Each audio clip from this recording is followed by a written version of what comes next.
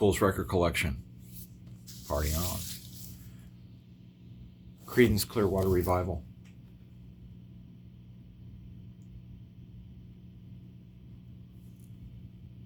Yeah, it's the name of this album. It's got a later release, kind of a compilation. It's got I Put a Spell on You and Susie Q on it, though. And for one of those contract record things a little later on. Here we have Santana, the obligatory. Here's Abraxas. High School. This is kind of a crazy cover. I like Abraxas probably the most.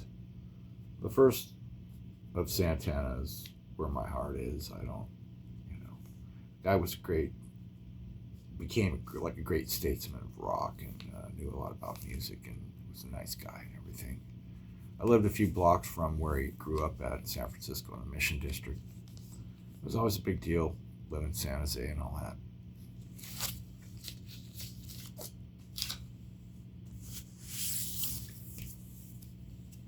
Johnny Mathis.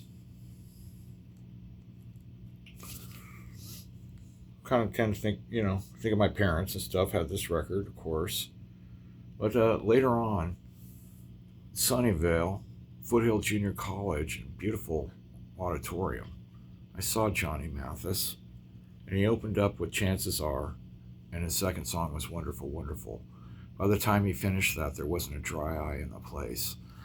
It was like one of the most profound experiences of my life, and I realized that I was listening to the best singer I had ever heard, and touched me in a very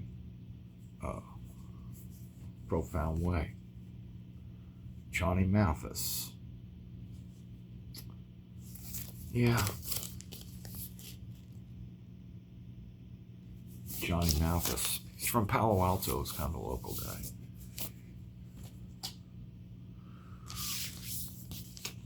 Trucking. Here we go to Star Day. We all know about Star Day, don't we? Forever. Apparently. Diesel Smoke and Dangerous Curves and other truck driving favorites. Let's take a deep look at this here. Yeah, the understanding of this is sort of what led me to sing on and compose some of the greatest trucking music ever, available on my YouTube for posterity. You need to go there. But this album, is this Big-Footed Dan on here? Yeah. This has Big-Footed Dan on here. If you don't know Big-Footed Dan, then you don't know trucking. And, I'm here to help, but, listen up. Big-Footed Dan. Yeah, it's on Star Day. Stereo, but a nice copy. Best of Merle Haggard. I'm sure Merle, yeah. The Working Man. Yeah, lived down in Oklahoma for a minute. Word be told, the truth of the matter is, he's my grandmother's sister's son. The grandmother lived in Weston, and I had gone to his mother's house a couple times to pick up mail with my grandfather. Anyway, never met him. Lived up in Shasta. Hear stories about him. Big money down on the houseboat. Guy says to him, well, how much do you make when you go on a tour? Well, $13 million. And he says, well, what if I pay you $15 million? You can stay and you just go out on the boat with us every day. Now there's a Merle Haggard story for you. All right, continuing on the trucking thing. Oh my God, this is so minty. Thunder on the Road, the excitement, danger, girls, and fun of the highways by Red Sovine, Johnny Bond. This is Truckin' Gold here on Star Day. Let's take a quick look at Star Day. See? There you go. That's a Star Day label. It's probably backwards or whatever it is. But anyway, you get the idea. Star Day, Thunder on the Road. Kaboom. such a sweet copy. Startling.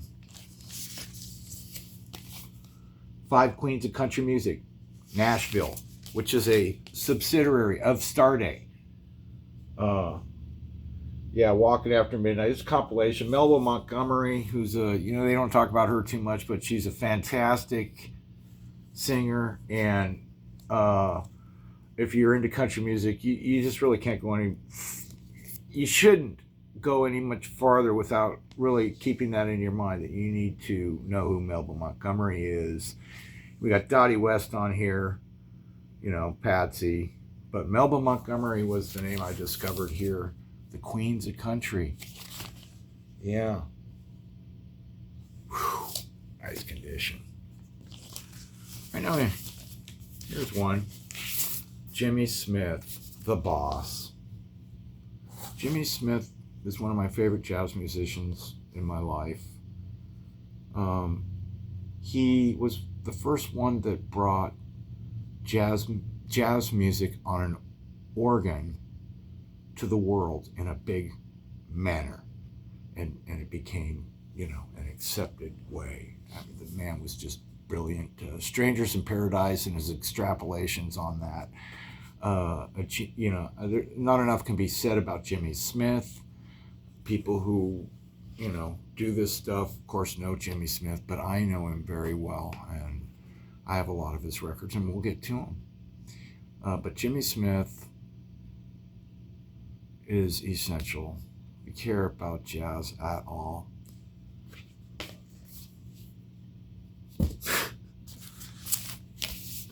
Brahms Trio, number 2 in C. And the Beethoven Trio in G. Well, what do you know about that? It's from the 50s. It's mint. Burl Sinofsky on violin. I would hope and, sincerely that, people have spent time with this music, and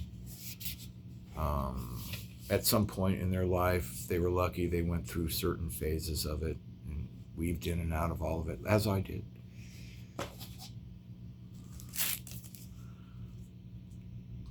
What do you know? 10 today, we've got Mr. George Jones again.